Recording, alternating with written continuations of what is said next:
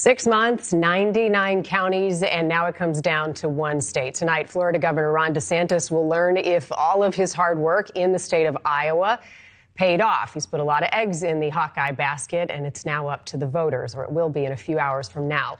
The governor of Florida joining me now from Iowa. Governor DeSantis, thank you for being with us on this very chilly morning. How is the guy from Florida faring in these record-breaking cold temperatures right now? Well, I'll tell you what, Floridians usually don't go north in January, certainly not in the middle of a blizzard, but yet we have a massive organization that we've built up over many months, have a lot of volunteers in Iowa and also from other states coming in to knock on people's doors in the middle of all this snow and cold. And ultimately, what we've been able to do is recognize that a caucus is different than a normal primary. We built an organization. We have tens of thousands of Iowans that are committed to come out to caucus for us tonight.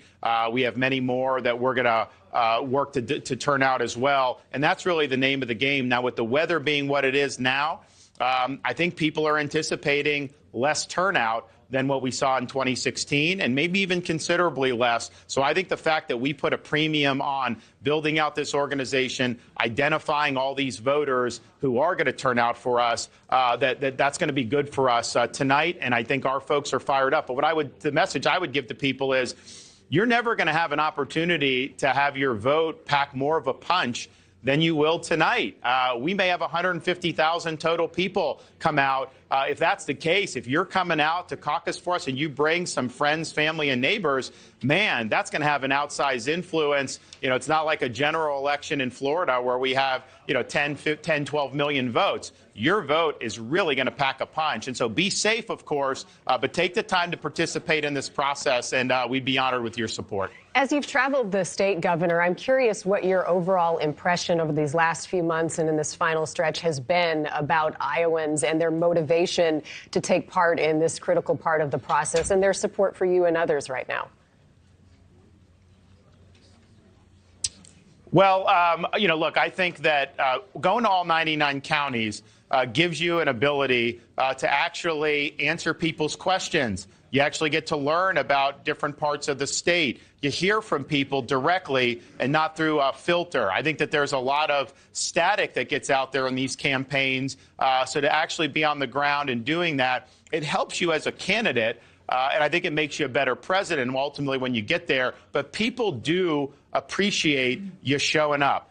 They appreciate that. We've been able to build relationships with people from all over the state, checking in with them tonight. If people have trouble with transportation, we're going to have folks that are going to be there to help out. And so I think that being on the ground, people in Iowa do appreciate it. It's interesting, if you talk to folks, as we have guys going door to door, we do have a lot of support, but there's a lot of people that haven't made a final decision yet.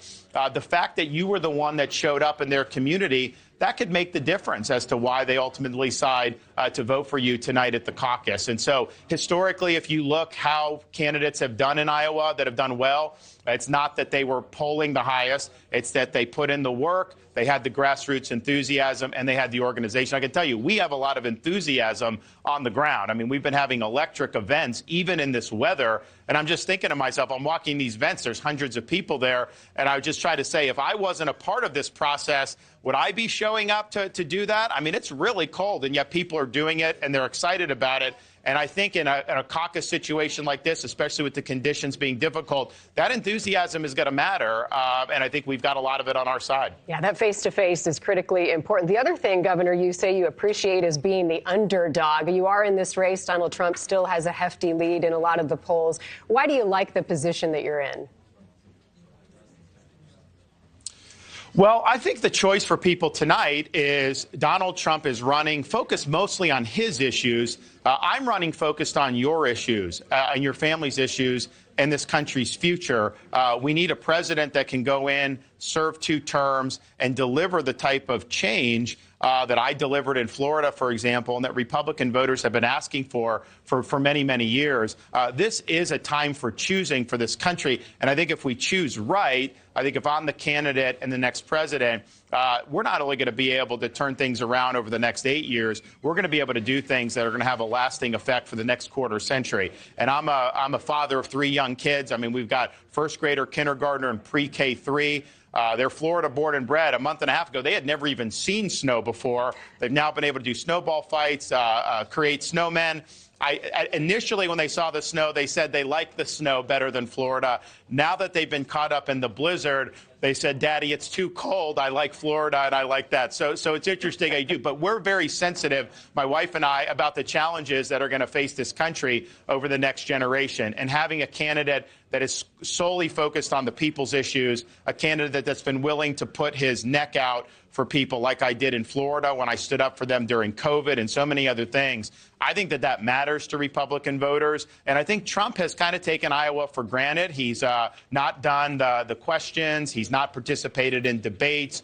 He's not gone to, certainly hasn't done all 99 counties. And yeah, he's got a big name because he's been president. But then looking forward, there's a lot of fluidity here, and I think we've put ourselves in a good position to capture that going forward. The one thing I can tell Iowans who caucus for me is you won't regret it. I mean, the people that supported me in Florida back in 2018, they'll tell me today, oh, man, I'm so glad, I supported you. You've done better than I could have even imagined. Don't we want somebody now, instead of over-promising and under-deliver, that's actually going to deliver on promises and even over-deliver? And that's what I've represented as governor, and that's what I'll represent as president. Well, we'll see if you're right, if there are some undecideds out there who swing your way tonight and not for the former president. There are a growing number of Republican senators, though, Governor DeSantis, who are supporting Donald Trump right now. The most recent is Marco Rubio from your state. That has to sting a little.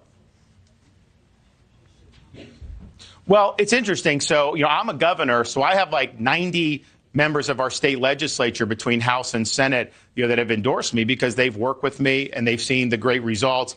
Many of them have paid on their own dime to come to Iowa in the middle of January from Florida to go knock on doors in 3 feet of snow and ice. And so I think that shows you the commitment. I am not the candidate that is preferred by Washington politicians. That is true. But honestly, I don't think our voters want to see somebody that is being supported by all these Washington politicians. I think they look at Washington, D.C., and they say, these Republicans talk a big game, but they don't ever deliver. It's almost like Lucy with the football. Like they always promise they're going to do the border. They always promise they're going to cut spending. They always promise they're going to do this stuff, and then nothing really seems to change. All those politicians, they've really gravitated to Donald Trump. I think he's become kind of the embodiment of the D.C. Republican class, and that's who they support. I'm a change agent. We're going to upset the apple cart in D.C. A lot of those politicians aren't going to be happy with some of the things we do. For example, I believe in term limits for members of Congress. I don't believe members of Congress should be able to trade individual stocks. You look at some of these people, they make a killing in the market. They could be running their own hedge funds. How are they doing so much better than the average American? So we have a reform agenda that is not going to sit well with a lot of the people in D.C. And you know what? That's the way it should be.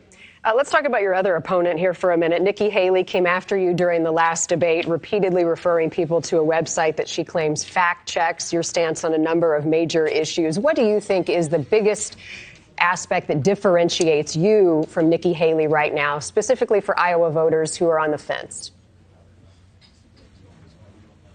Well, I think her citing that website was a crutch for her because she didn't have the substance. But the thing about me is, like, when I'm contrasting with another candidate, I want it to be something that is obvious and squarely there. She's on video saying a lot of the stuff. She wrote in her book that Hillary Clinton was her inspiration to run for office. She said that on video. Now she's saying she never said that.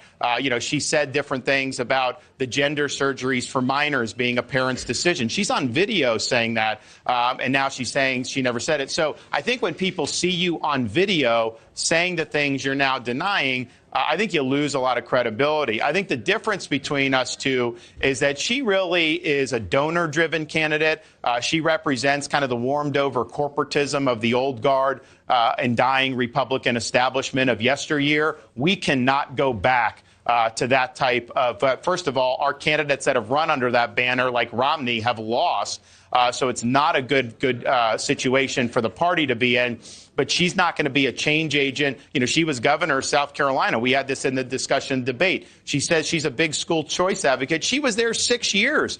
Couldn't get it done. In Florida, I beat the teachers union, and we have the largest expansion of school choice in American history. And on issue after issue, I've delivered on issues that are important for Republicans. She just has not. And I would note, you know, a lot of her support seems to be coming from people that are not Republicans. And whether they're going to come out to caucus or not, you know, I have my doubts about that. But that ultimately is not how you win a Republican nomination. And yes, I have a great record in Florida of winning independents big and even winning discerning Democrats. But the way you do that is you first got to galvanize the party faithful. You got to unite the party. And then you expand the tent and you bring in those other folks. I think she thinks that somehow she can be nominated without Republican voters actually wanting to support her in a big way. And that's how her campaign's been in both in Iowa and New Hampshire. So I'm a guy that's shown an ability to do it, both electorally and substantively. I don't care what the donors think. I'm going to be fighting for you. We'll see if that resonates with Iowa voters today. Governor Ron DeSantis of Florida. It's an exciting day. You've got your team behind you. I hope you've got some layers as you head out into that cold. I thank you for joining us. All right, NewsNation special coverage of the Iowa caucus continuing.